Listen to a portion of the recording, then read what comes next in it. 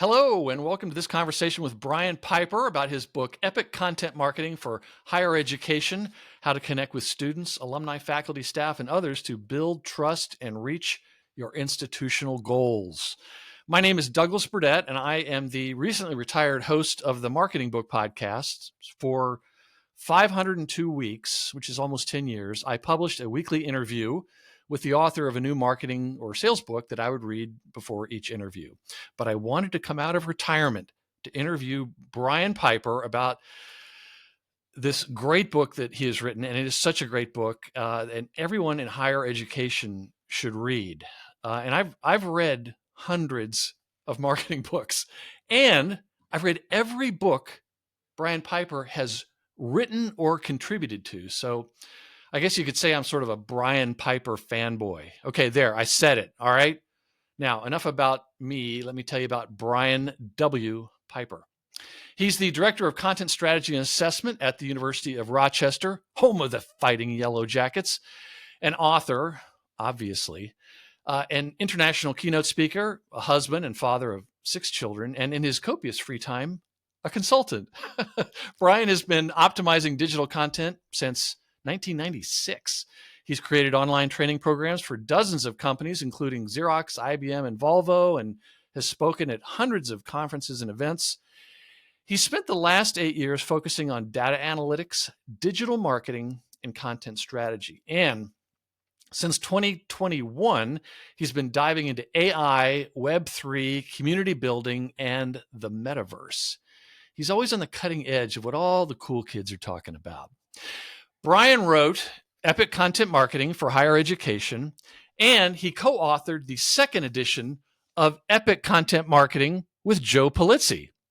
He is a contributing author and co-editor of The Most Amazing Marketing Book Ever with Mark Schaefer and 34 other contributors, and a contributing author of The Content Entrepreneur with Joe Pulizzi. And I should add that Joe Pulizzi, the godfather of content marketing, wrote the foreword to Epic Content Marketing for Higher Education. And of course, he never disappoints. He's such a nice guy. And in fact, when I interviewed Joe about Epic Content Marketing 2, he joked and said, I don't know, Brian wrote most of those chapters, particularly the newer stuff. But anyway, so Brian was named one of the top 10 higher education marketers to follow in 2023.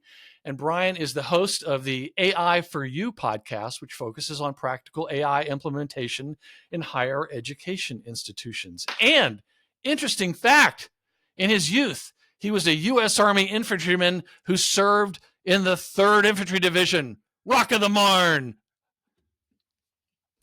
Brian, congratulations on Epic Content Marketing for Higher Ed, and thanks for the opportunity to talk with you about it. Well, thank you so much, Douglas. I am honored that you came out of retirement to talk to me about this book. I have listened to your podcast for years, and so many of the books that I have read that have contributed to my career have come from your recommendation. So I can't thank you enough for everything you've done for the marketing community. Well, I am happy to help spread the word about this book, and I'll tell you one reason why. Years ago, I was on the Alumni Association Board of Directors for my college. And almost every chapter I read, they were doing it wrong. I mean, they were doing the best they could, but I've just seen it with so many schools, how they just can't get this right. And it's funny how at one point, my school had an alumni association, and then they had a foundation, which was raising big money for the school, and then another one that raised money for the athletics. And they were 3 different groups, and they were all different. They wouldn't communicate with each other, and they would steal employees from one another. And after a few years, I finally said, "Look, I can't help here. You got to get these things organized so that they're all on the same sheet of music." And ultimately, they restructured the whole thing, not because I suggested it, because they started to realize it was a problem. And I'll tell you specifically what one of them was. They would go in a quiet campaign for the foundation, and they might be asking some alumnus to donate like $10 million. as they do in a quiet phase. And sure enough, one of those alumni said, I just gave to the school. They just asked me for $15 for the athletic thing. And they were like, oh, God. That was just one of the many landmines that you actually talk about and try to get around. So I should also add, not to make this about me, but we were both in the 3rd Infantry Division. And at one point, I was in the Army, in the Field Artillery. But I'm older. I'm a lot older than Brian. And if you're watching this interview, you can see, I mean, he's the picture of youth. In fact, I'm so old that Brian, when he was in the Army, they had fancy camouflage fatigues. Not me. I was in the Army with green fatigues. That's it. Olive drab, baby. And we can edit that out. I'm just kidding. When Brian was in, they had Kevlar helmets, very nice helmets. Not me. We had these steel pots, and we liked it. So just want to let you know. Because they told you had to like it. Yes, that's right. That's right. So anyway, now I should also mention to all the University of Rochester folks, many of whom are no doubt members of the Bills Mafia, if I had to guess. My wife was born at the University of Rochester because her dad was a med student there at the time. And then later on, she graduated from the medical school there. So, I hope that I've established my street cred with the Yellow Jacket community there, even though I've never been to Rochester. So anyway, now, before we start talking about the book, I just wanted the audience to know that I did not share these questions with Brian Piper beforehand. So if he seems a little surprised or more likely irritated or annoyed, that's why. Don't beat up on him for that. Also, when I was producing the Marketing Book Podcast, it was an audio only show, and everyone said, oh, you should put it on video. I never did. So, but I never had to worry about looking at the camera and performing. So for those people that are watching this interview, you're going to see me looking at my notes like I am right now, and not at the camera all the time. And for that, I apologize. If I were a better interviewer, if I were more of a television personality, I'm sure I could do that. But one thing I want to mention, though, is that in lieu of a midlife crisis, I started performing stand-up comedy, and I'm all better now. Thank you. But while I'm interviewing Brian, he's going to produce this and he's going to be responsible for the final product, but there may likely be some really stupid jokes. There probably will be. He may edit some of those out. So you may see a few jump cuts. I mean, he's only doing that to spare you, the audience. And I can respect that. Now, on to the book. I just have to say one thing, and this is to the reader who's thinking, do I need to just listen to this interview? Do I need to read the book? Well, maybe not, but I've got to say, chapter 5 on the challenges to higher education. I'm not a higher ed marketer, but that grabbed me by the lapels and shook me vigorously. I did not know about that. So it should be a wake up call for any reader. I think a lot of folks in higher ed will probably know about this. And if you don't, it's definitely what the head of your institution is thinking about, probably even while they're asleep. But it reminded me of every story I've ever heard about the Titanic, where they're blissfully hurtling towards an iceberg, not knowing that it's there. So we'll talk about chapter 5 in just a couple of minutes. I should also mention chapter 8 is all case studies. And it's like one successful case study after another. And that's important, not just for higher education folks, but anybody who's saying, well, how else did another school do it? You've got some other folks that have done that, and you can start to borrow from that. Now, on to the book. I want to read from a quote from the introduction. You're right. There are many unique ways to read this book, as there are different types of people. Well, maybe not that many. It's just a book. But there are takeaways for everyone. If you have not done much or any content marketing, by all means, read the entire thing. If you want to deep dive into all the particulars of content marketing in general, read the second edition of Epic Content Marketing, which I'm holding up again for the camera. I hope Joe Polizzi appreciates all this. If you want a deep dive in all the particulars of content marketing in general, read the second edition of Epic Content Marketing that I co-authored with Joe Pulizzi. The first few chapters of this book start broad and focus on content marketing fundamentals relevant to higher education, but I dive deeper into the specifics as the book progresses.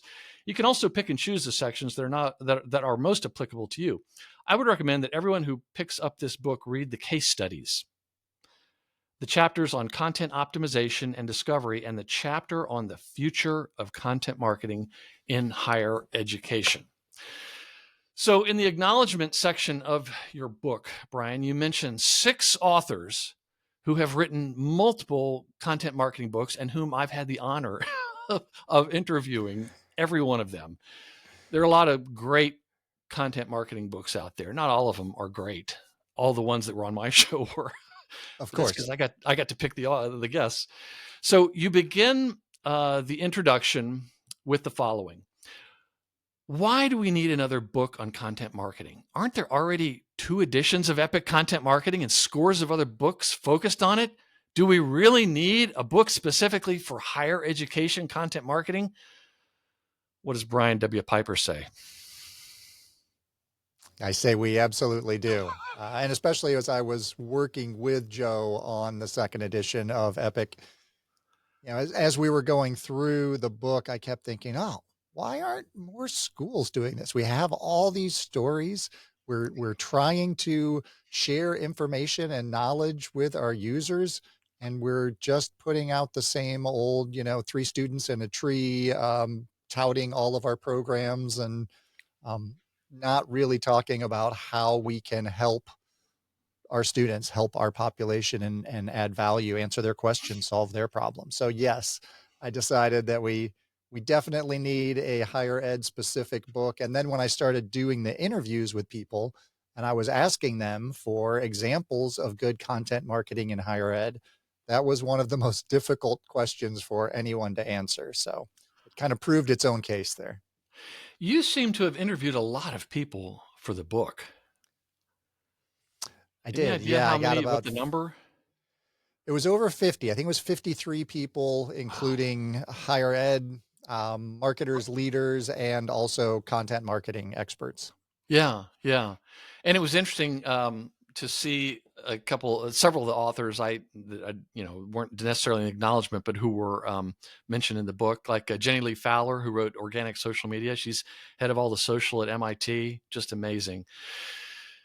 So in the book's foreword, written by Joe Pulizzi that I mentioned earlier, he wrote, "Believe it or not, of all the business to business and business to consumer brands out there, higher education institutions have the most stories to tell."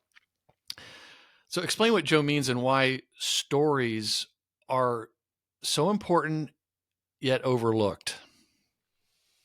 Well, I mean, because we have all the stories of all of our students, all of our faculty, all of our staff, and those are the audiences that we're trying to reach. We're trying to reach new prospective students or current students who might want to transfer in.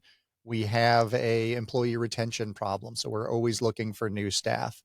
We're Mhm. always trying to bring in the best faculty. So who better to share their experiences and to share their understanding of our institution and its culture than the people who are actually in those audiences living within our institution. So, that's why we have so many stories to tell. And I mean, you can convince people of things in several different ways. You can show them data, you can, explain the rationale behind something to somebody, but there's no better way to convince someone to make a decision than to create an emotional connection with them and to Mhm. get them to trust you and to get them to form a relationship with you. And the way you do that is through storytelling and through content and through providing value and making sure that you are adding, you know, relevant information for them so that they can picture themselves at your university or using your products or using your services. I mean, that's the heart of content marketing is, valuable and compelling content. Yes, and when we say stories, we're not talking about making stuff up. It's there's no secrets to all this marketing stuff, but stories are pretty close to a secret sauce. I mean, humans use stories long before they could write. Uh, the brain processes stories much more effectively than facts. I mean, there's great books that explain why stories are so important. When you're dealing with your leadership, you may not want to use the story word right off the bat because it may understand and misunderstand. And I think a lot of marketers hurt themselves by using a lot of marketing terms instead of things that your leadership might be thinking about. We're going to talk about leadership. So Joe also wrote that higher education institutions are, to be frank, terrible at finding, telling, and promoting their stories. But the book goes into quite a bit about how to do that. So let's get some definitions out of the way.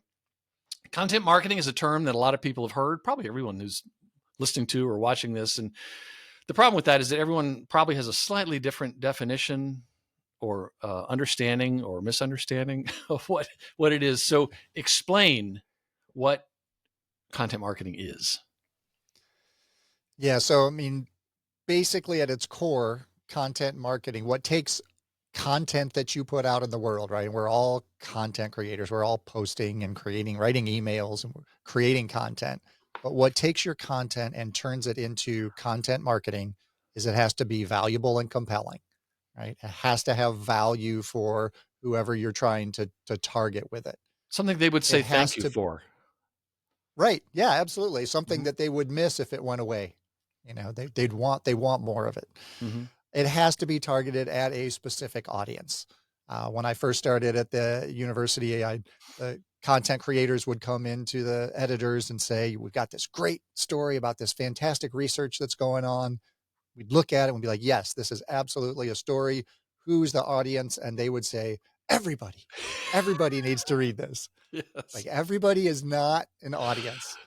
So Yes. you have That's to right. pick the one audience that might take some action after consuming your content that would be the most beneficial to your brand, to your institution. And that is your target audience. Mm-hmm. Because the third element that content marketing needs is it has to be strategic. It has to be tied to your goals, your institutional goals, your brand goals.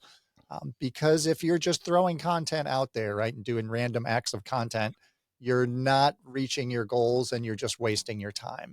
I mean, we could all just create content every day and throw it out in the world, but it's not effective content marketing and it's not effective use of your paid employees' time if Mm-hmm. they're creating content that's not specific to your goals.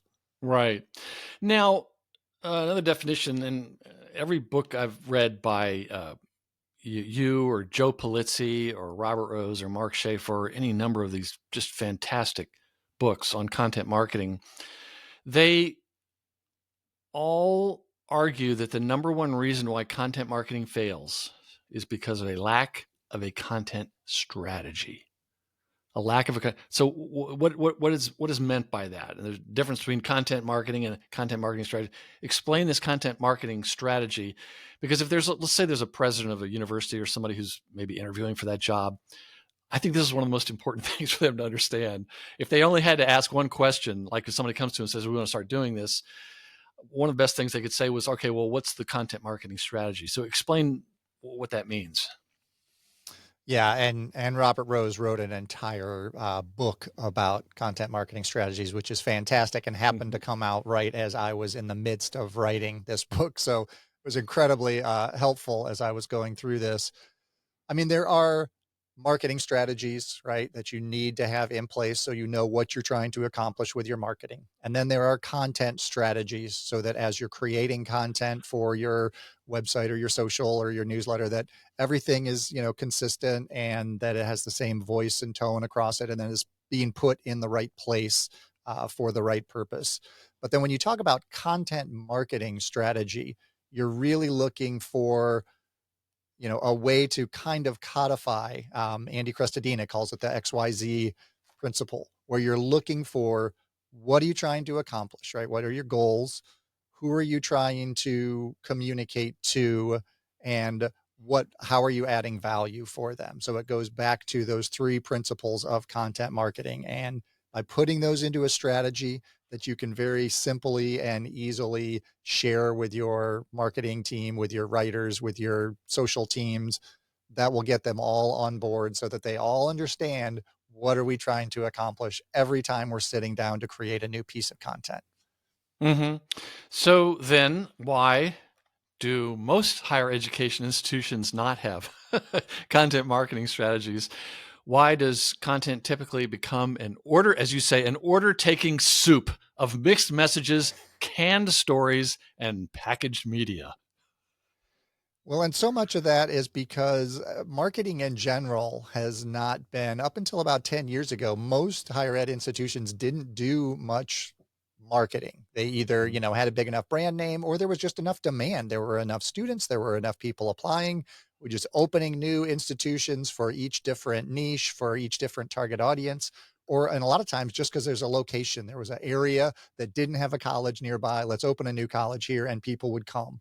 Hmm. And then people didn't start coming, and then there was more competition about where you were gonna go. So then they decided, now it's time to start doing some marketing.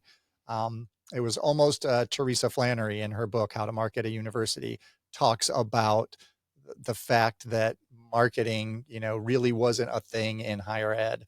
So now you tell, now we got every institution's doing some marketing. They've got a marketing team. Sometimes it's just one person, putting on all the different marketing hats and trying to do everything and balance it all. Usually there's a lack of resources and a lack of funding because marketing still doesn't get um, the strategic kind of support that it needs from leadership.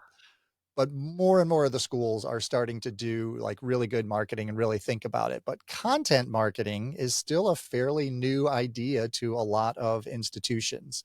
Hmm. And when you go talk to leadership and you say, hey, we want to try this new kind of marketing where we're storytelling, we're building relationships, we're growing a community, by the way, it's gonna take probably 12 to 18 months before we start seeing results from this, you know, but the results that we're gonna get are gonna be, dramatic, and we're gonna build this trust, and we're gonna become known as the experts in our industry. But that's a tough sell to a lot of leadership who want enrollment for the next semester, who want the, advancement donations coming in, like, now before the next big campaign rolls out. And they get very caught up in this marketing campaign mentality where you Yeah. run one campaign and then you push it to the side and you go on to the next one. Whereas Yeah. content marketing, As if they content had marketing's a about captive audience, which they don't. Like exactly, back in my exactly. day as an ad man years ago, we had a captive audience. I call those the good old days. People had to watch our commercials. We would buy network television, and the client would start making more money. But you started to touch on this. You write that one of the complaints you often hear is that you cannot measure the impact of content marketing. There's no direct line to see if a piece of content or several resulted in a campus tour request, an application, or a donation. But you argue that is not entirely true. Explain. Yeah, absolutely. So there are a lot. I mean, Christopher Penn says this all the time. You can measure anything. It's just how much effort and money you want to put into measuring that. And But there are a and not lot of everything is worth measuring. exactly, absolutely. You have to figure out Just if because you this is can measure it really doesn't mean it's meaningful. Right. right, right. But Sometimes.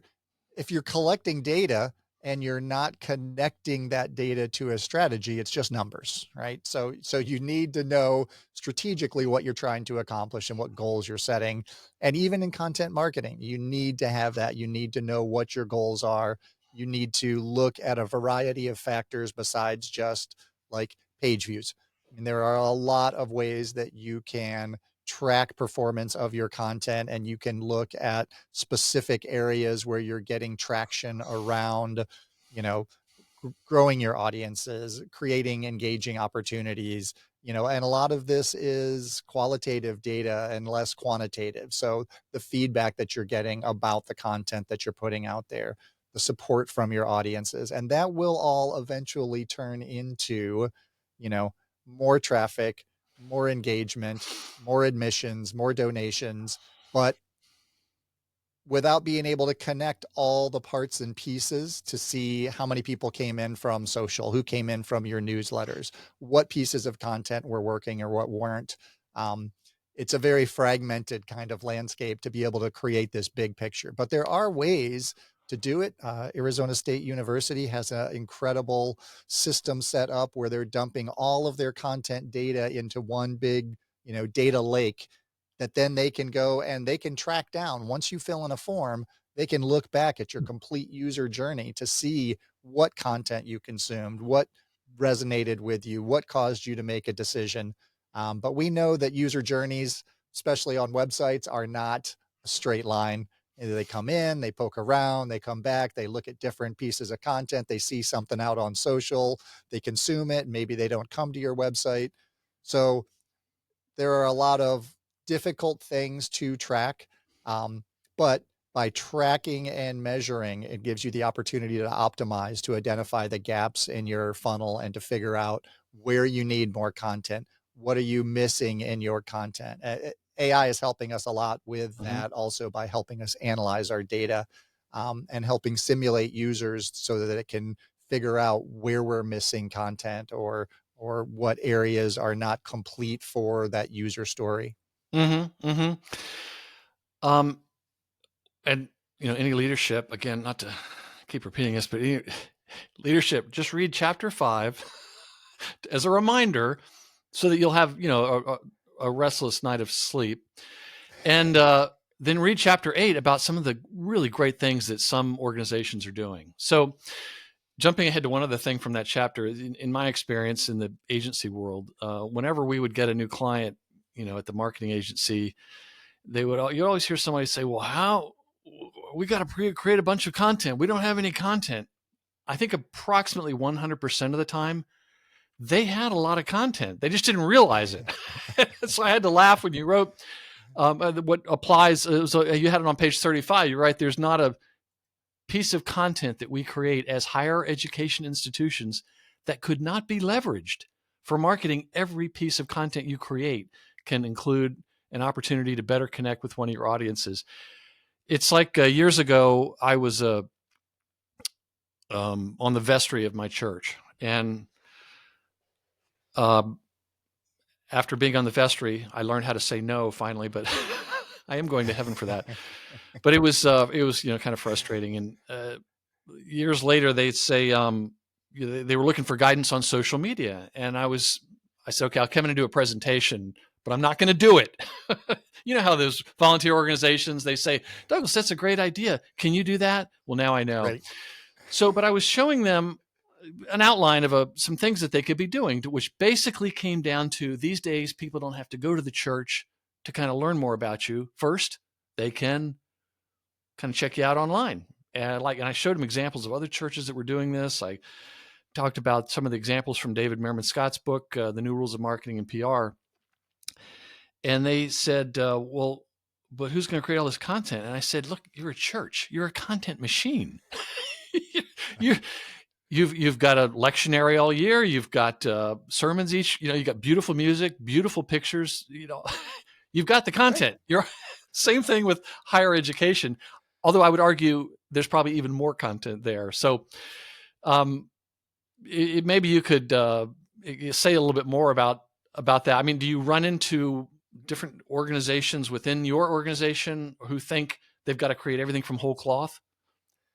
Yeah, absolutely. And there's so much. When I first started this job, I went into the interview and I said, "You have so much content. You create so much new content." Were they But the surprised when problem you would say is, that? no, they knew. They were very well aware. Um, but I said the problem with the content is that it's not all serving a purpose, and you don't recognize the value of all this content that you have. Your But there is content a is lot an of raw asset. materials. There's so much raw material, and all this raw material that you have has all this data around it that you can go look at and see what people are interested in, and then you can re-leverage that. You can repurpose that, retarget it, redistribute it. I mean, just because you put out a news article 3 years ago doesn't mean that there's not still value, that it's not still answering questions that people have or solving problems that Mhm. they have. And your data will show you that. So use your data, look at that, figure out what was working, and then, you know, create more of that, but figure out predictively what will work the best. And we've actually started tracking about 3 years ago. We started tracking, we call them reactive stories versus proactive stories. So reactive stories are stories that, a researcher or a dean or faculty bring to us and say, this is a story, you need to write this.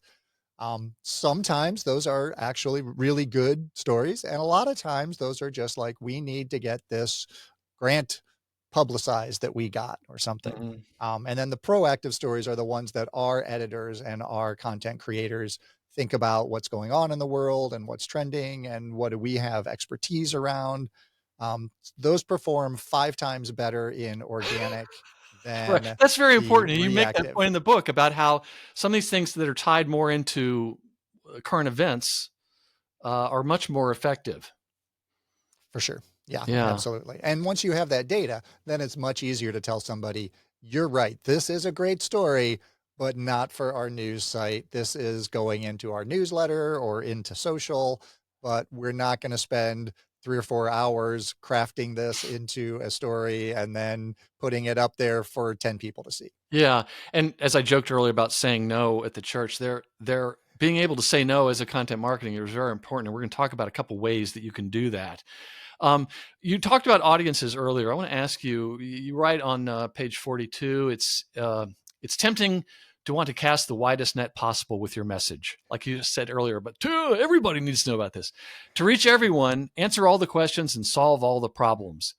This is a fool's errand. Please put a finer point on that. Even the government doesn't try to reach everybody, and they have all the money. Yeah. It Yeah. seems. I mean, if you try to please everyone, if you try to write for everyone, you're writing for no one.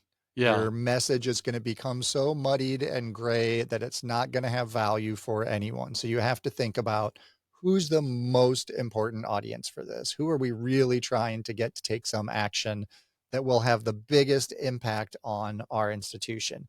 That's your target audience, and that's who you write to first. Now, if you have to write the story and then at the end, now you have a secondary audience that you need to put some content in there for, that's fine. But when you start off, you have to figure out how you can make this the most valuable and the most helpful for your target audience. And then go create another piece of content for a different audience if you need to do that. And we'll do that a lot. Sometimes we'll say, our news site might not be the best place to reach prospective undergraduate students. So we'll write an article for potential faculty or for other potential researchers. We'll put that up on our news page. And then on social, we'll create content that targets our prospective undergraduate students. So you have to think about what channel is the right fit for which audience and how you're going to deliver the most valuable content around a particular topic area on that channel. But so many times marketers get caught in the trap of, we need a YouTube video. They do channel first. We need social posts. Yes. But you really have to think about what you're trying to communicate and what the value of your content is, and then who's going to find that most valuable, and then start figuring out where to deliver that. Yeah, one of the tells, like when I was working at talking to a prospective client, if they would ever use the word blast as it related to email, I knew I had a problem. And similarly, whenever somebody would say, we just need to get the word out, it was like, oh man, I'm going to have some work to do. To whom?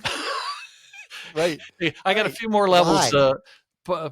a little bit more of the onion to peel back. Yeah, you say that one of the biggest mistakes you can make when creating content is not having a specific audience in mind. And let's say, just for the sake of this conversation, the different audiences could be prospective students, parents of students, alumni, prospective faculty members, talent, very important, to prospective employees, research partner. I mean, there could be any number of them. You don't have to have a whole lot to get started. We're going to talk about that in a minute.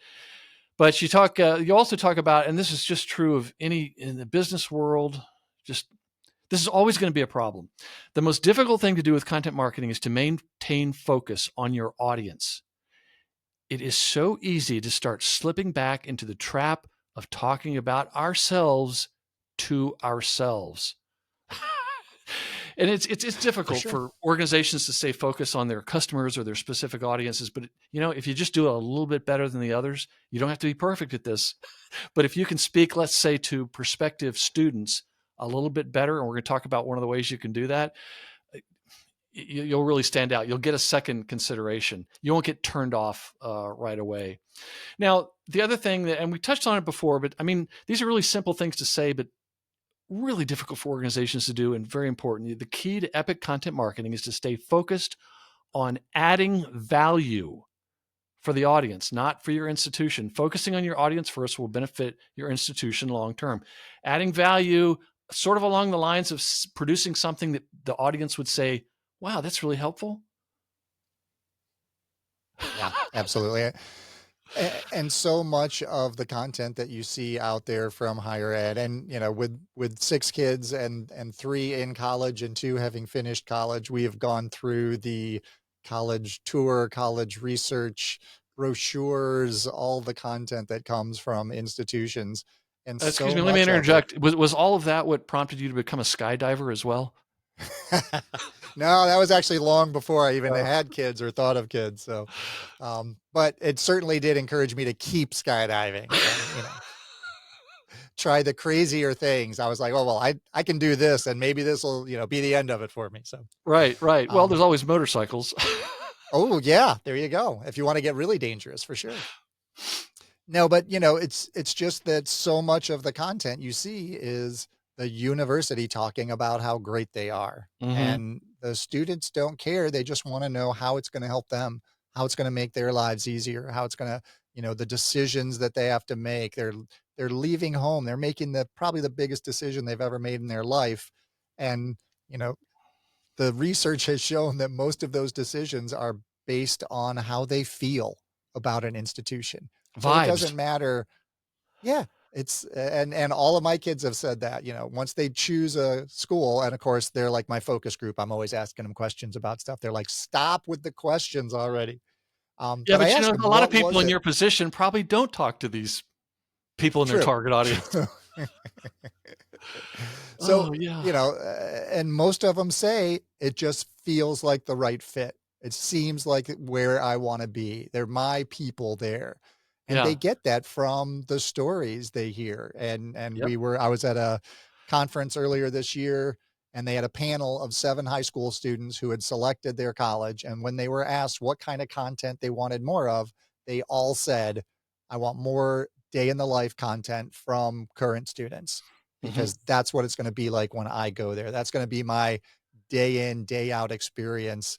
I don't wanna hear about, how many people you graduated that ended up getting jobs. I mean, that's great, but I wanna see what life is gonna be like and how you're going to help me have a, better experience. Yeah, and, any kind of content marketing, if it's done right, it starts to give you a preview, like in the business world, of what it's gonna be like to be a customer. It's the other Exactly. thing that we should remind folks of, and there's a lot of scientists who work at universities, humans make decisions, at the emotional level, at the subconscious level.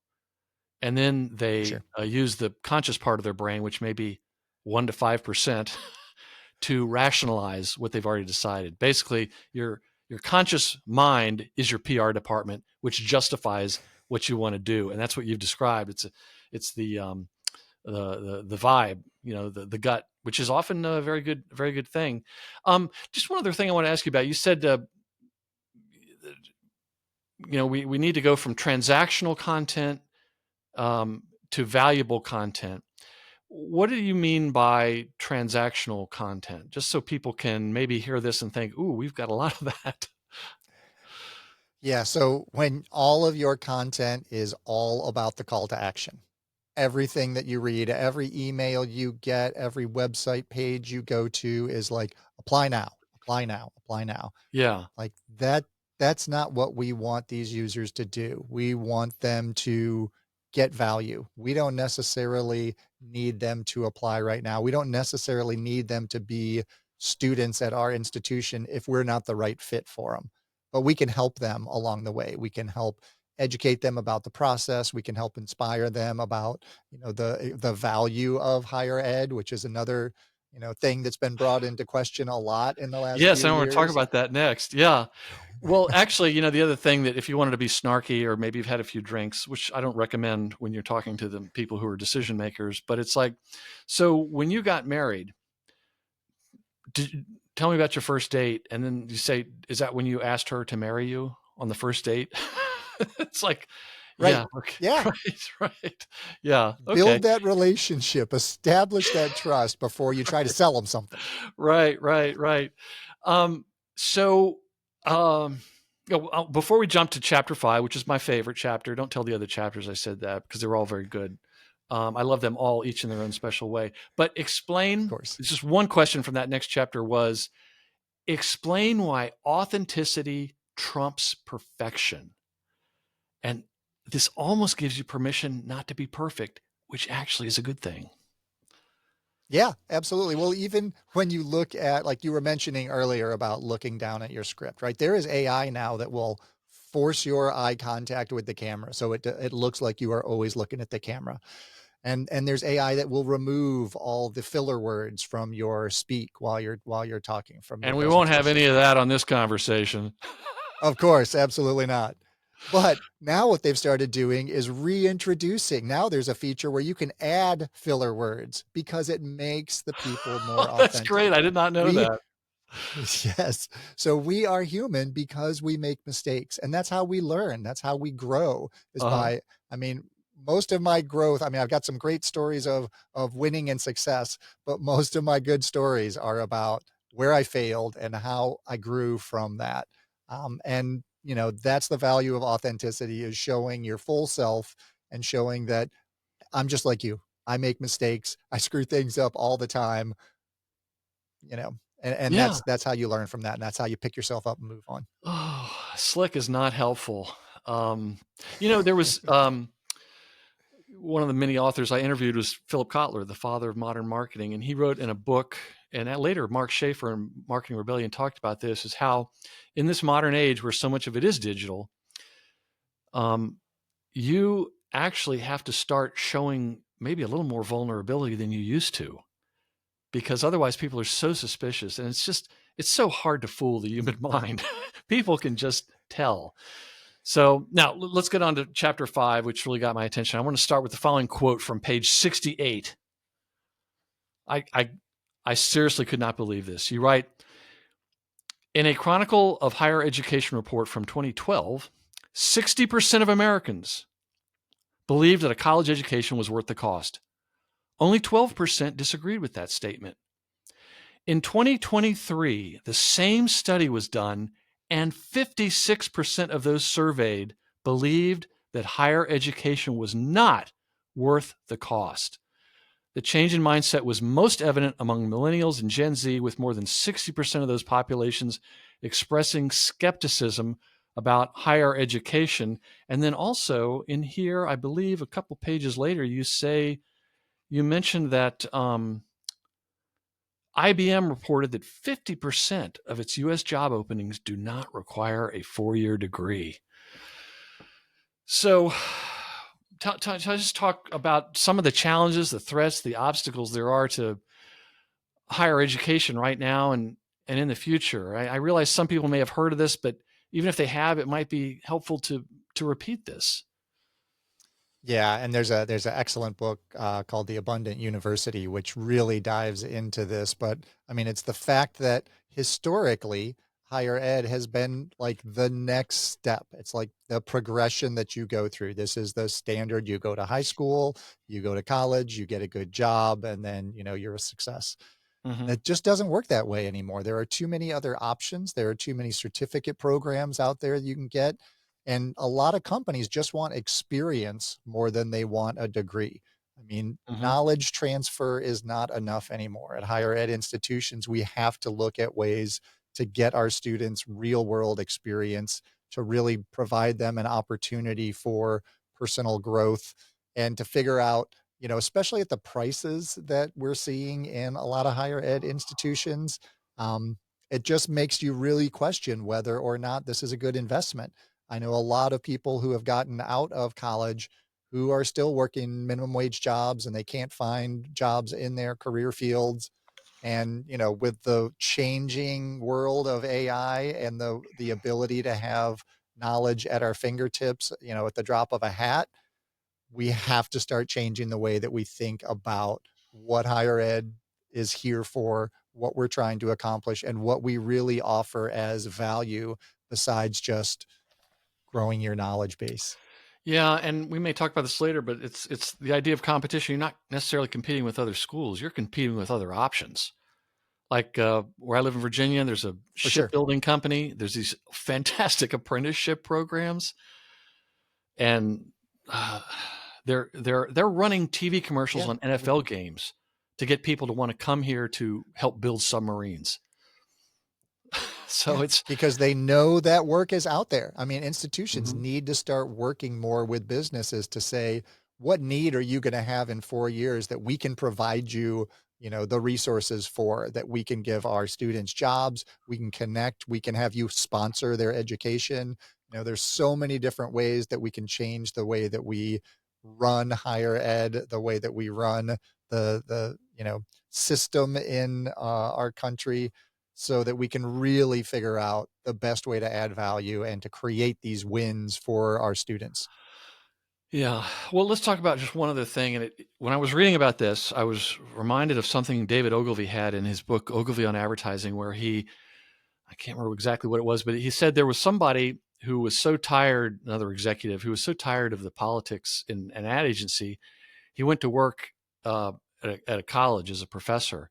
And he didn't realize that he had actually gone to the most political of work environments, which reminded me about the silos. So you're right, we cannot talk about challenges to higher education institutions without talking about silos. And I would think that any university president who might be listening to this is really dialed into what you're talking about. So if you could, you're right, understanding the importance of consistent communication across silos is often an issue that is overlooked by leadership. So why is that, and what can be done to help leadership understand the downsides of these uh, rather vicious silos? Yeah, and silos are such a huge problem in higher ed, and it's really been like decades of building these barriers between different groups. So every different school, every different department has their own leadership. They have their own goals. They're It's probably doing like a things one their or own two hundred way. year old problem, really. Oh, absolutely, absolutely, and It's and always it been all that way. started with funding, right? It all started with who had the money and Ah. who can try, and you get this much money and you get this much money, and then every different group or organization, different school would have their own budgets that they would need, and they're just we just lost the ability to look at the whole picture and to really start thinking about how can we be one university, and it's really a branded house instead of a house of brands. You Mhm, really mhm. need to figure out how you're going to deliver your messaging. And, from a marketing perspective, there's a huge number of issues just about what your messaging is, how you're collecting your data and storing that so you can't analyze things across your entire landscape. When you start thinking about what could happen if all of these groups came together and they all united under the one institutional strategies that we're all trying to align with, I mean, the opportunities are endless. And we've seen this, during COVID. We really had a lot of coming together of different groups and really talking about, we don't need a different COVID statement on every different website that we have out there. We need to come up with one that will work for the entire institution. So we started like working more towards this one university, and now we're finding like pockets of different programs that we can look at, using those as tools to reach out across the institution. So accessibility, it's a huge issue. Everybody needs to get on board with that. So we need some central governance over that. So we're all doing things the same way. We're all protecting ourselves from lawsuits and providing our content to all of our audiences without, depending on independent of how they consume it. We're seeing that with AI now. This is going to touch everyone. It's going to touch every team. So we need to figure out how we can manage this at an institutional level. So things like that get us start thinking about different ways to connect and collaborate across an institution. But silos are still a huge issue. And so much of it just comes down to communication, just understanding what Mhm. everybody else is doing and asking them, what are your goals? What are you trying to accomplish in your school? How can we help? Yeah, So it's yeah. funny, back to Jenny Lee Fowler's book, Organic Social Media. I remember when I interviewed her, if I'm not mistaken, she's at MIT, and she's more or less head of social media, but she actually had 212 departments. Sh and she's not doing it for everybody, but she's trying to be that cat herder, and I just thought, "Man, you must have to have the patience of the clergy or something." It was or a Yeah, and therapist the or something. A and those don't even include, like, all the student social channels and the news, Right. all the different newsletters. We have, like, 300 different newsletters that go out across our institution. So, we've looked at some of the messaging that goes out, and sometimes we may send one particular audience may get 10 to 15 different newsletters each week from the institution because we're just not aware of what everybody else is sending out. So they end up just ignoring them Uh, because they don't have the time to read that many newsletters. yeah, yeah. I just wanted to quote from page 85. Just I like the way you write, Brian Piper. I guess that's kind of obvious by now. You write, this is in the chapter on what's this? How to use content marketing in higher education. Most brands have a fairly clear understanding of the features and benefits of their products. With traditional marketing, that is all they talked about, how great their products were. Once they got into content marketing, they had to make the switch to talking about how the to they had to make the switch to talking about the problems their users were trying to solve and the questions they had in the areas where their products or services could help. It sounds like a minor difference, but there's an ocean between those two. And back to something you mentioned earlier about talking about yourself I remember once at a talk I attended, this fellow was talking about how a lot of business to consumer, well, any kind of business, he said they're weeing all over themselves. And of course, we all started thinking about, you're weeing on yourself. He goes, yeah, they're saying we're the best, and it made me think of every local community bank ad. We're the best. We have, we. Just count the number of times they say we in the script. So I just wanted to mention that. I like that. And what advice do you have? Because I have a feeling you get this all the time, this question. What advice do you have for someone who wants to just start doing content marketing for their department or their team, and they don't have the ability to, start influencing changes in the larger institutional landscape like we all dream about? Yeah, Should they? and we Should they always do it? absolutely. Definitely do it. That's your opportunity to make a change and to set up some I mean, what we're doing is we're building use cases. Find one story, start with one story, and that's what we always say, start small. Start with one piece of content that you can create that really focuses on your audience's problems. What are the issues that you can help them with? What are the questions that they have that you can answer with your content and create that content? And while you're creating it, think about, I mean, just like Warren Buffett did when he wrote his annual letter to his stakeholders. He started off by writing it his sister's names as as the title of it, or as the two in the email, Uh huh. so that the whole time that he was writing that letter, he was just thinking about what they were interested in and what their problems were and how he could help them solve those. So Mm-hmm. really focus as you're creating that content on how you're adding value for that audience.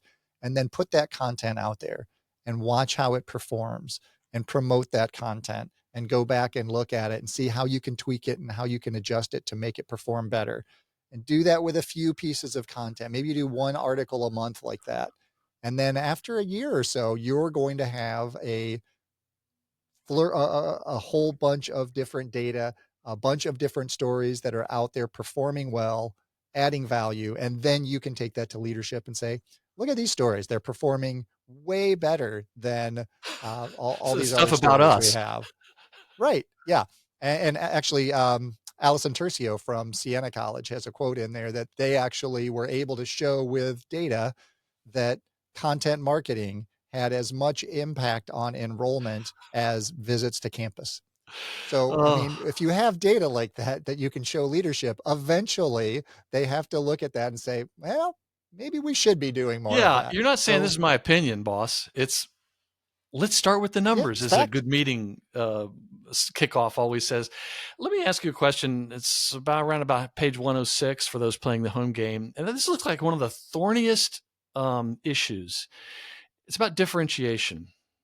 You write, differentiation can be difficult in higher education because fundamentally, all higher education institutions have a similar purpose: to educate their students. If you stop there, there's no differentiation. So what are some of the ways that a higher education institution can differentiate itself successfully? Yeah, well, actually, Mark Schaefer has a great thing that he does, a great tool that he uses when he's working with brands to help them find their differentiation. And he goes in and he says, finish this sentence. Only we, what is it that your institution does that other institutions don't do? What is it that your students really like about your institution? Yes. And the best way to find that out is to talk to them and ask them, why did you stay here? Why did you choose us? I mean, that's the great thing about higher ed is that we have our focus groups walking around all day long, walking around us and going into classrooms. It's so easy to say, hey, I'll buy you a free coffee if you come over and tell me what you like about our institution, and then Or figure pizza. out. Students love Yeah, or pizza. pizza. Absolutely. Oh, absolutely. You're swimming in a So sea of free insights. yeah, absolutely. We're surrounded by all of the, great use cases that we need and all the stories that we need, because now not only can they tell you what it is they love about your institution, but they can give you stories about, well, here's how this Yeah. happened to me and here's when I realized this. So now you've got your stories, you can create that emotional connection. Now you've got the data, now you've got the insights from them where you can say, this is what our students love about us. If this is something that you would like from an institution, we're the right fit for you. Because Right. it's not about finding the most students you can that will apply and come to your school. We have to really start thinking about retaining the students we have. And to Yeah. do that, we have to make sure we have the right students for our institution. Back to my ad days, I can remember the time that the clients would always be quiet. Um, is whenever we would do like intercepts or man on the street interviews about, let's say, their maybe not, well, we might ask questions, but it was just one or two questions. We would ask these opinions like, which ones are you aware of? Or what do you think about this? Or whatever. We would play these videos of real live people in the wild talking about their category or their products or their competitors, and they would really listen. It really is a superpower the more dialed in you are as a marketer to your prospective customers. And there's a great book that just came out, second edition, called Buyer Personas, which is really, really good for that. You I got it. I like, got he it already right here. has it. Yeah. Don't take my word for it. Yeah. Oh, you got the second edition. It is Yep. fantastic for that. And a great interview, by the way, Oh, thank with you. Thank you Jim very much. Krause. Yes, excellent, excellent. Um, Yeah, and I mean, that's what Steve Jobs says, right? It's your brand is what people say when you're not around. What they say about you when you're not there. yeah, yeah, and And you can't so, control it. I mean, right, you can control it's a certain amount, but you can't. It's not like the old days where, like, again, back to the good old days of my Don Draper Mad Men days, where you could just run an ad, and that was pretty much all the information people had. Sadly, that's those right, days are, that's right. are over. But Yeah, there you was can one of the also things. drink martinis at noon at work, so it's a Well, different well, time. I can. I still You do can, that, but right? yeah. Well, So that's why I think I'm retired. Um, there, there's another concept in your book that's just really important, which reminded me of, you may know Jean Bliss. She's the godmother of customer experience. She worked at these enormous companies and showed them how to quantify the customer experience. And she wrote these great books. I think one of her last books was titled "Would You Do That to Your Mother?" Which is a good question to ask. But I remember in her book, Chief Customer Officer 2.0, she wrote about how if you are the head of marketing somewhere and the CEO says, "Hey, you marketing person, I want you to be in charge of customer experience," she said her advice was to say no. And the reason why is because the marketing person has very little control over how the overall organization works and what the experiences that people have. So you're right that not to try to launch a content marketing strategy without leadership support. Okay, so this really, really seems important. What happens to those poor souls who don't have leadership support? Yeah, typically you just can't make, I mean, one of the key aspects of good content marketing, of epic content marketing, is it has to be consistent. It has to come out on a regular basis so that your audience expects it and they want it and they're looking forward to the next time that your blog or your podcast or your homepage on your website changes. So it has to come out at a regular cadence. And if you can't get leadership to support the fact that you're going to need to devote time every week to creating this newsletter, or that you're going to need to, every month you're going to have a new podcast episode that's going to come out, then it's eventually going to get pushed to the wayside. And the audience that you've really started to build and cultivate is going to wander off and look for somebody else that's providing that same value. Yeah, So and I got to guess the CEO or the university presidents or whoever the management is, they're thinking, what are those people doing?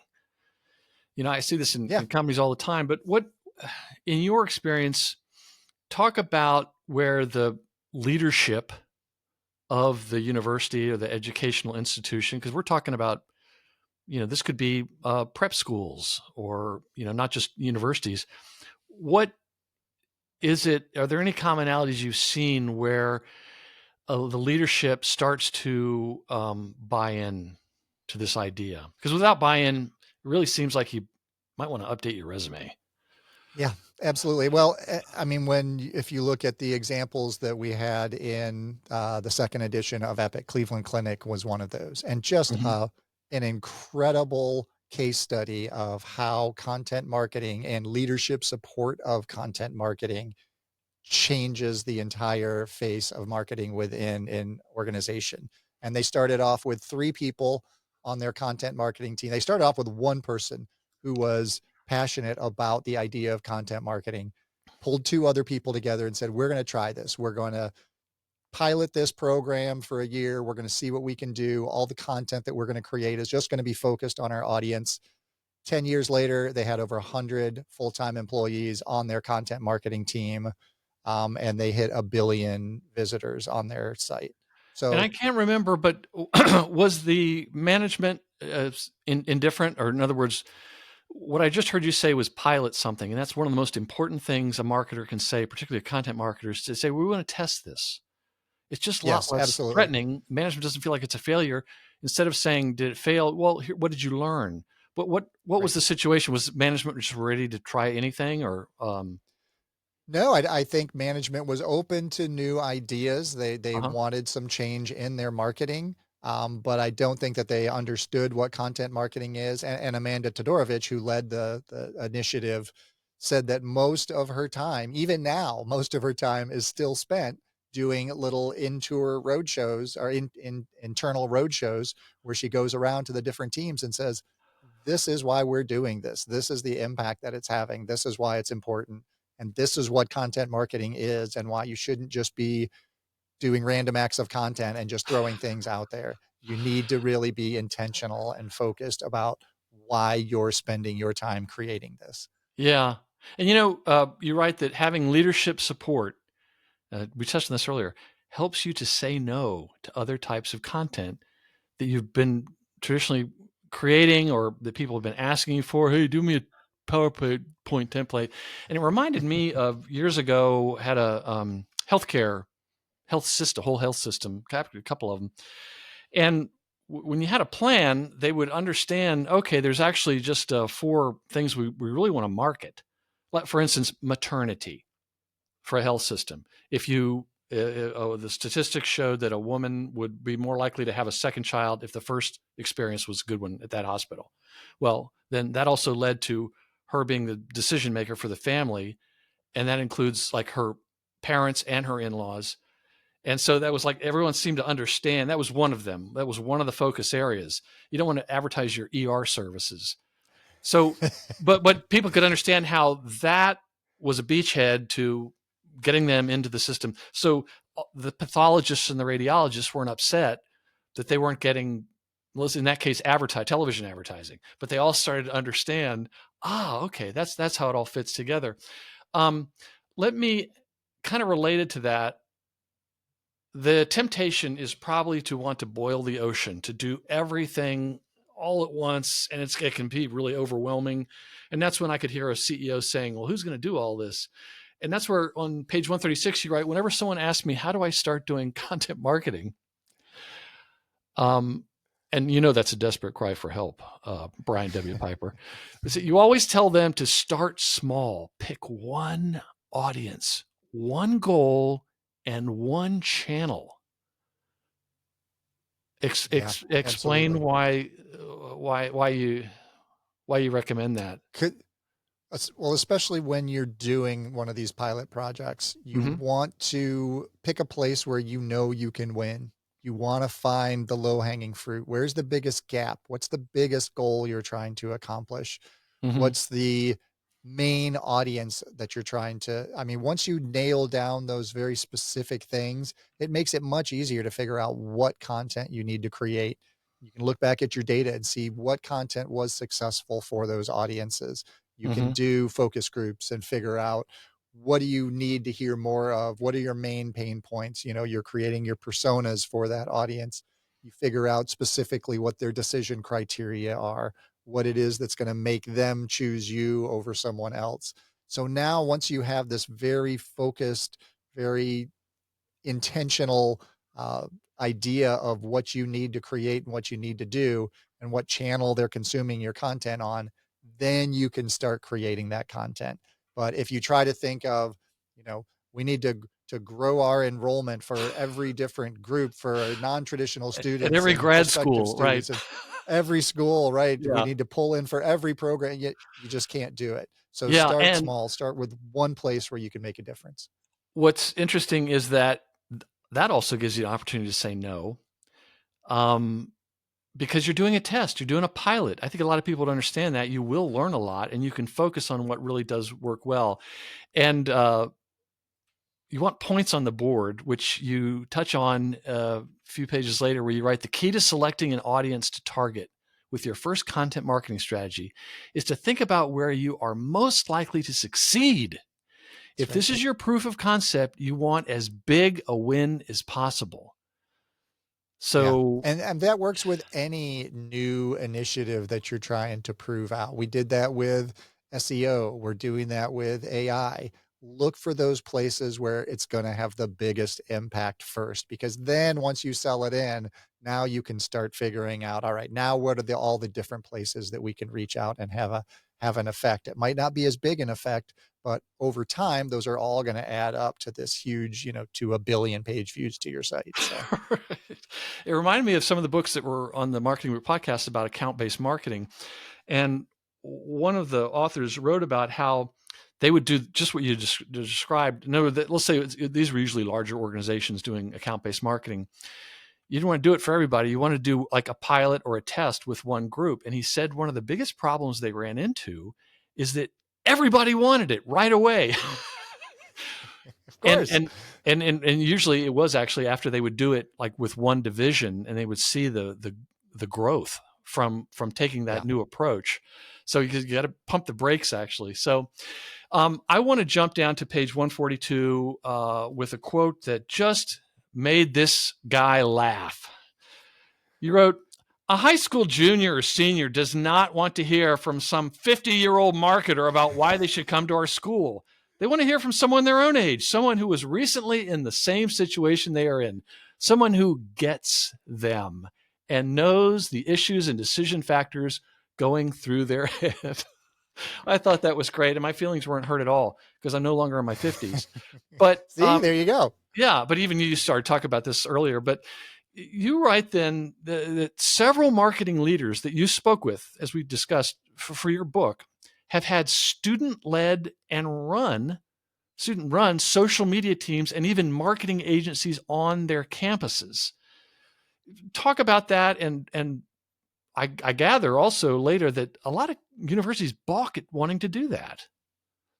Yeah, absolutely. I mean, so Karen Freeberg at University of Louisville have created the Bird's Nest Agency. So this is a student run, student led, full service marketing agency that works with, brands like Starbucks and the US Army and Kentucky Derby. So they're doing big projects and they're getting this real world experiences, which is exactly what students want.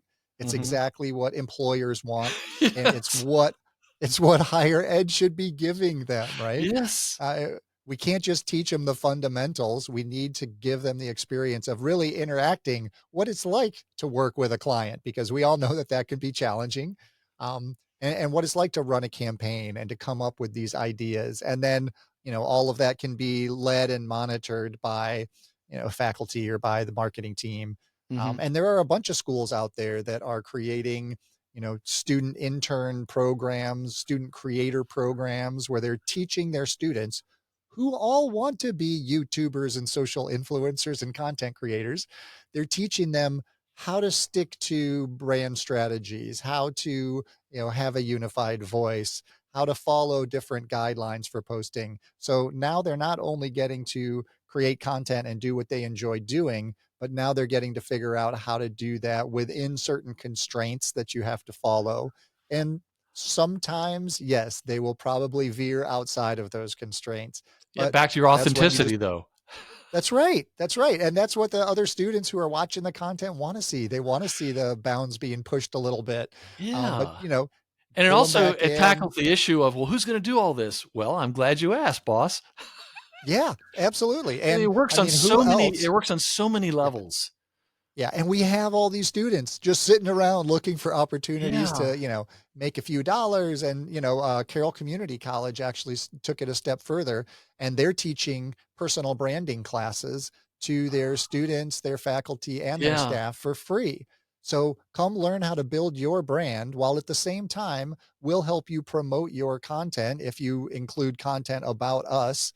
And this is good for you. This gives you experience and exposure. And it's good for us, because look at all these people that are now talking about us, that are all members of our community, that we're helping to go out and get better jobs and find better It experiences. works on so many levels, and as a person who used to hire people, can you Right? imagine if it's one of the universities around here was doing that? Maybe they are now, but what I would do to get out to get over there and try to meet some of those students, because they would be Yeah, very, very absolutely. valuable. In fact, it reminds me of a lot of companies. They'll hire someone young saying, "We don't know what to do. Just you show us." A Yeah. Yeah, student absolutely. right out of Especially, school could help them.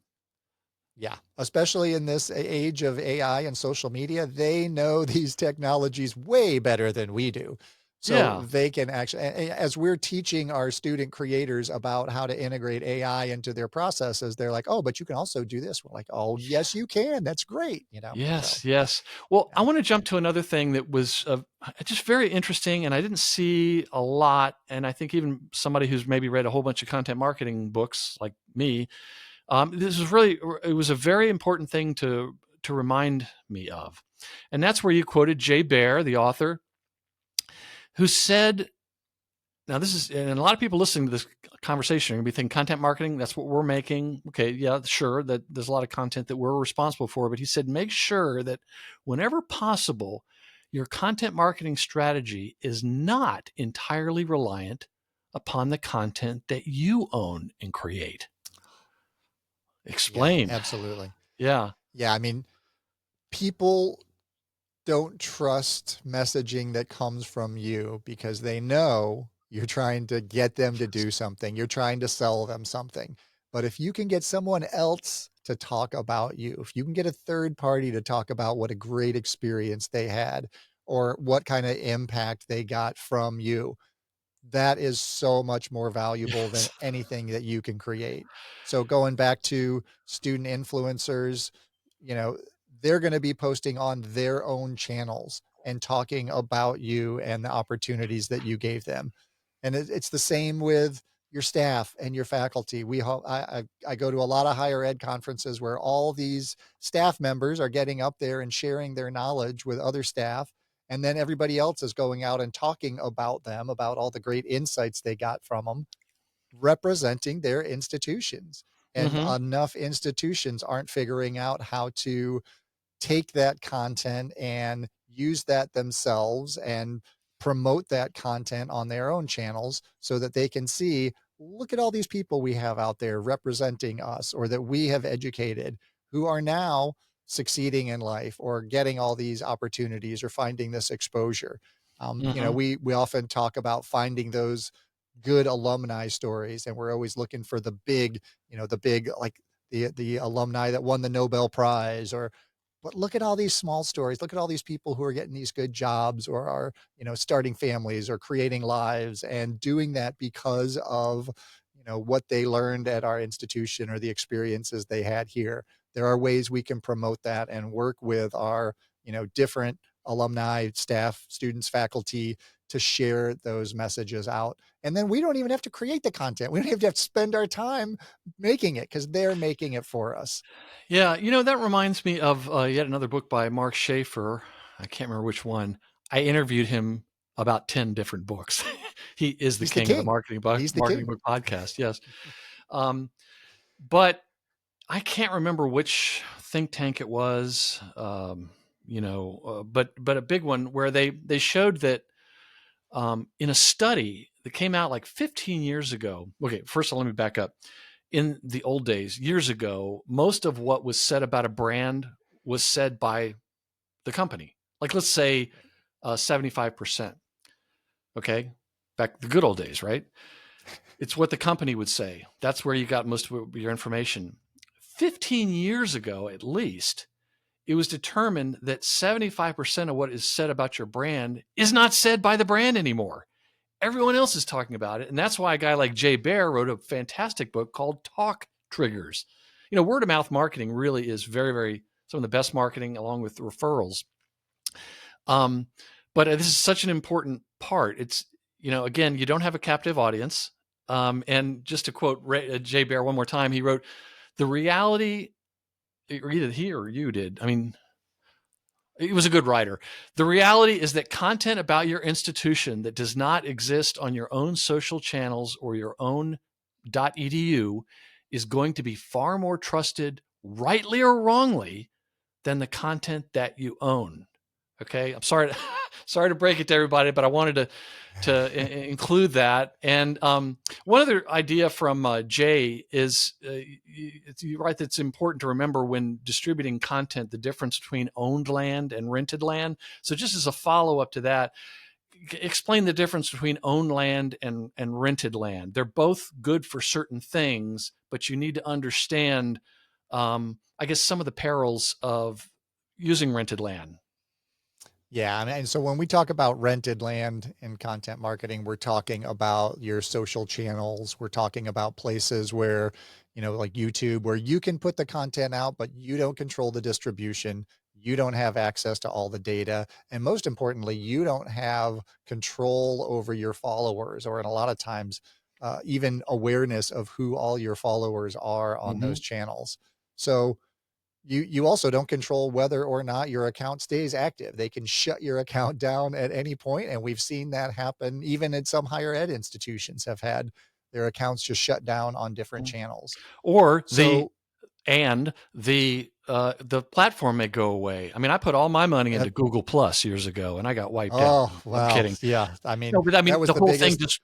just went away. And there were people that wrote books Yeah. about how to use Google Plus, and it's not to say you shouldn't have tried it, but they can take it away. And also, your point is a very good one, and I want to talk about your publisher, the Tilt Publishing. Mhm. Okay, so normally authors would sell their books right away on Amazon. Explain why Joe Polizzi and the Tilt, why they don't do that. You started to touch on it right there, and I think it's a very important point to make. It has to do with data. Yeah, and I mean, it does, and it's about collecting your data. If like through the Tilt, I am only selling my book on my website because I don't, I'm not trying to make this a number one bestseller. It's a business book. It's not going to get the traction that I want, but what it is going to do is it's going to be sold within the target audience that I have. It's going to be sold within the higher ed industry. And I want to know who's purchasing it. And so selling it through my site allows me to process all the payments and to collect all that information. So I Right, know and the instead of name it, and instead of Jeff email and Bezos having all that information, which he's not gonna share right, with you. absolutely. What he is not going to share. And plus, he gets they take a portion of whatever the sales are, and the publisher takes a much larger portion of whatever the sales are. So when you go through a self-publishing company, and the way that the Tilt has it, worked out is you get a much larger percentage. They're basically just taking the printing costs out. And then the shipping costs, you can either pass that along to the purchaser or include that in the price. So then you get to determine what the price is. Whereas, like with the second edition of Epic, the publisher that we went through determined the price. They determined how much we made off of each book. And then they managed getting it onto Amazon, which was, the initial place that it was sold. So Right. I'm collecting all of that information now. Yeah, and you're I'm getting getting all of deeper that data. insights So into who's now, buying it and yeah, and you're able to communicate with them. exactly, exactly. So that is now owned land. So that book is owned land, whereas the last book that I wrote was rented land because I didn't Right. have access to distribution or to the data. Now I So think you that's why mentioned we that always tell people, later on you will be selling it on Amazon? yeah, probably, Maybe later? we'll see. Okay. Eventually, once it becomes a huge success and people start recommending it a lot, you might want to increase the readership so that when people search online, they'll And you find it get the on Netflix Amazon, which is kind of a special. more Yeah. So, yeah. That's right, absolutely. HBO maybe, I don't know, so, Yeah, yeah.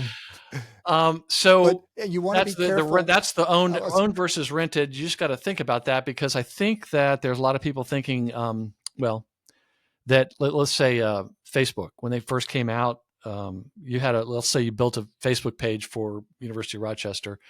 In the beginning days, they would show that to almost anyone that would like it, right? They would follow it. It was called, Yeah, 100% organic or whatever.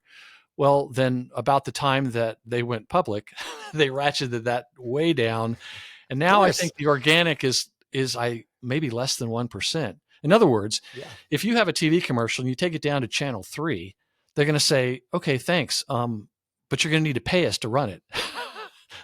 So they're really not going to see everything you have on social media, which is not to say you shouldn't use it, but you yeah, own what's on your. Be wary of the rented land. Just understand some of those, yeah, but those are good ways to reach folks. But invest in your uh, own property. right. Rented land is a great place to build an audience, to grow an audience, but you always wanna be trying to push them to your newsletters, to your websites, to Hmm. those places where they can subscribe and share their email address so that now you can communicate to them when you have something to share and know that they're going to at least receive it. Whether or not they open it is it's a whole nother topic of, you know, subject Yeah. lines and who it's from and things like that. But yeah, that's why owned land is so much more important and why you should always be trying to drive your audiences to your owned properties. Yes. And getting an email address. I know it sounds really old fashioned, but it's really they have raised their hand and said, "I'd like to hear from you." You got That's to be right. I careful want with that. more. Yeah. So let's talk about a subject that you know amongst many very well. Some AI related things. Um, a study from Search Engine Land predicted that websites could lose anywhere from 18 to 64% of their organic traffic due to SGE, Search Generative Experience, or AI powered search. And you started that chapter on discoverability of your institution's content. You write that SEO by itself is not enough anymore. SEO by itself is not enough anymore. Explain. So we used to primarily reach our audiences by them coming in and searching on Google.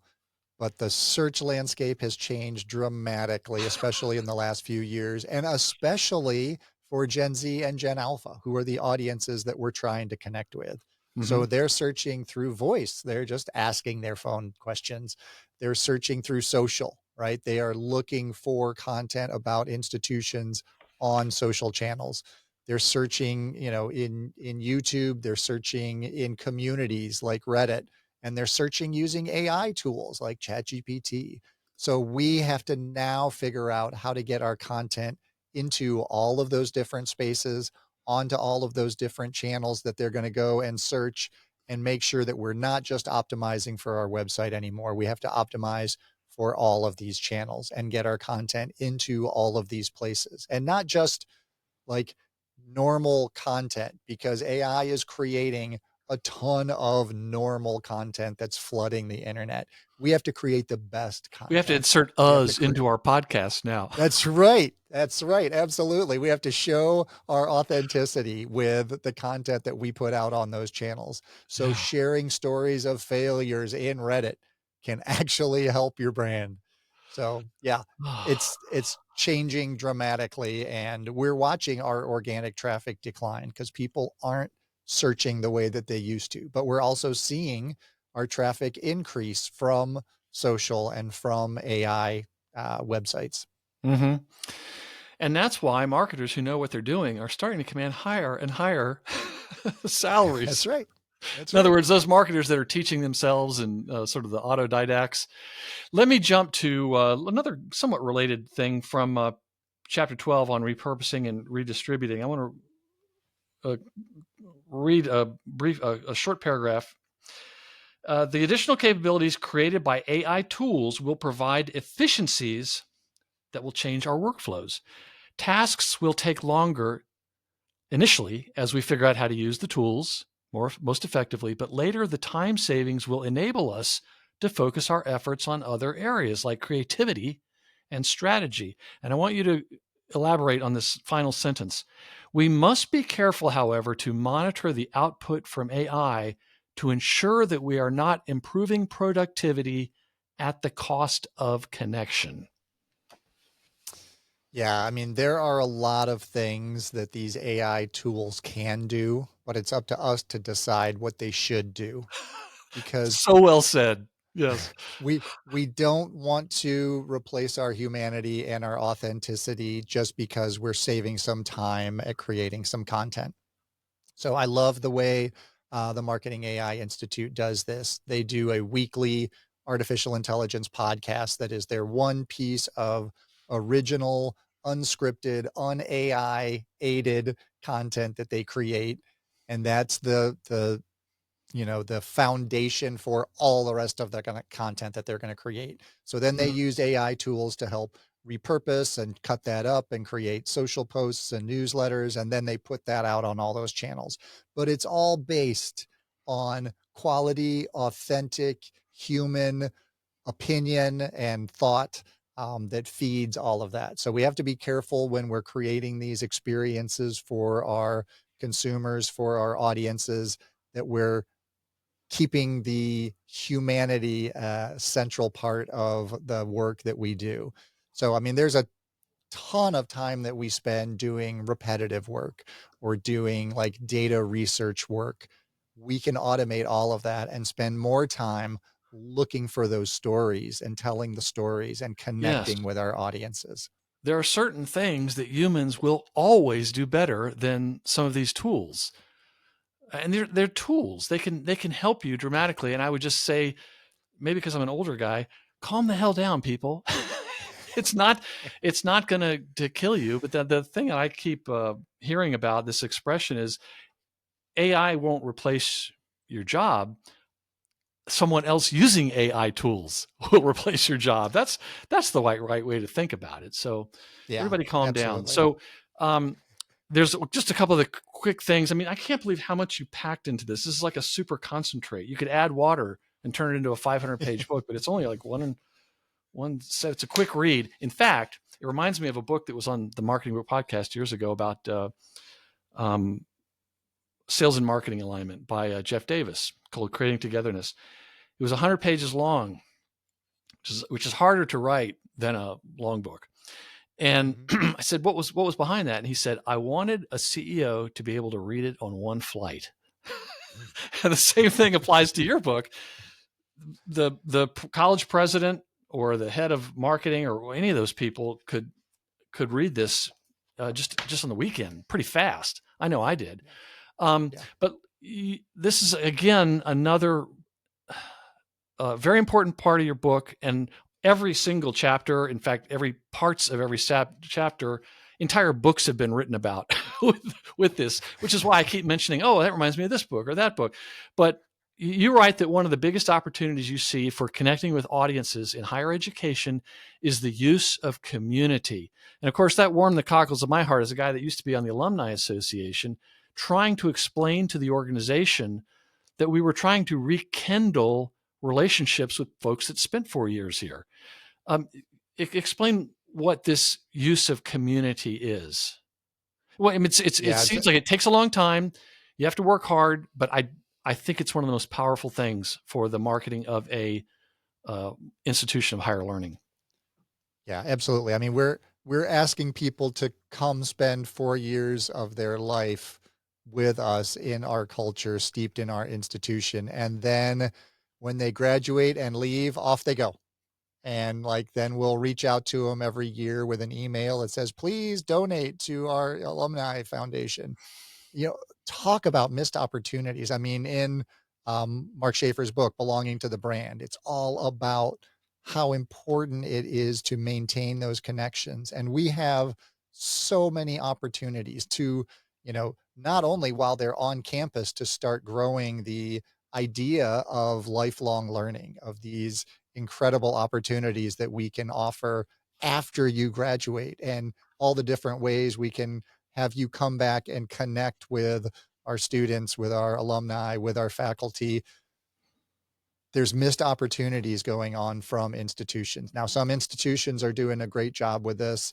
They Mm-hmm. create different engagement opportunities for their alumni to come back and share what they've learned with students, to mentor students, to create opportunities for jobs for outcoming students. So there's so many different ways that we can leverage these people who have been part of our culture and part of our on-campus community for so long, but we just kind of let them go off there and we just hope that they're going to come back and give us money. A lot of times they may not be able to uh, donate financially, but they can certainly donate time. They can donate their interests, their ideas, their insights that they've gotten from their experiences and share those.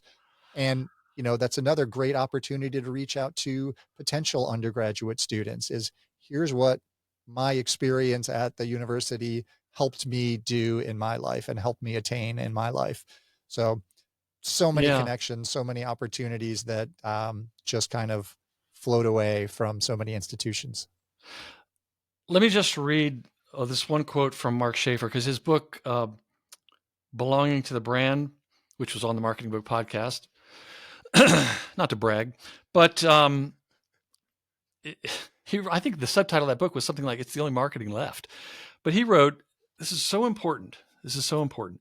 Once people subscribe to your content in a virtual way, they are opting into you.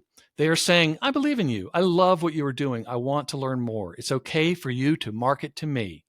Unfortunately, that is where most universities stop. They do not go to that extra level, which is community, the ultimate emotional connection. Not only do people connect to the brand, they also connect to each other. And the research suggests that bond is even stronger. The strategy in a community is not building the connection to the brand. It's building the connection to each other.